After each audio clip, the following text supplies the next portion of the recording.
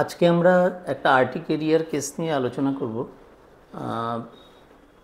পেশেন্টটির case taking করতে করতে আপাতদৃষ্টিতে মনে হচ্ছিল পেশেন্টটি ন্যাট্রামিউরের, কিন্তু পেশেন্টের কিছু অ্যাটিটিউড, তার ইম্পালসিভনেস, হারিডনেস এবং ফেশিয়াল অ্যাপিয়ারেন্স দেখে এবং কিছু মডালিটিস যেমন জল পিপাসা, রাতে ঘুমের মধ্যে উঠে জল খাওয়া এবং লাইং অন অ্যাবডোমেন, এই যে একটা বিশেষ পশ্চার ঘুমের, এটা আমাকে মেডোরিনাম ভাবতে বাধ্য করলো।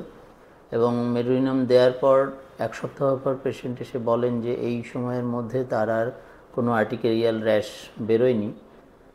তো আমরা এবার কেসটাকে ফলো আপে রাখবো, দেখা যাক মেডোরিনাম কতদিন পেশেন্টকে রিলিফ দিতে পারে। তারপর যদি অন্য কোনো সিমটম অ্যাপিয়ার করে তখন টোটালিটি করে কেস ইভ্যালুয়েট করে আবার নতুন মেডিসিনের কথা আমরা ভাবতে পারি। আমরা আজকে একটা আর্টিকেরিয়ার কেস স্টাডি করব, সেটা পরেশ সাধুকা ওনার নাম, 46 বছর বয়স।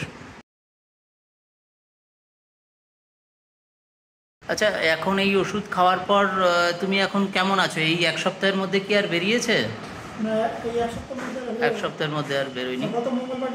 হ্যাঁ, ঠিক ঠিক। আমরা ওনাকে মেডোরিনাম দিয়েছিলাম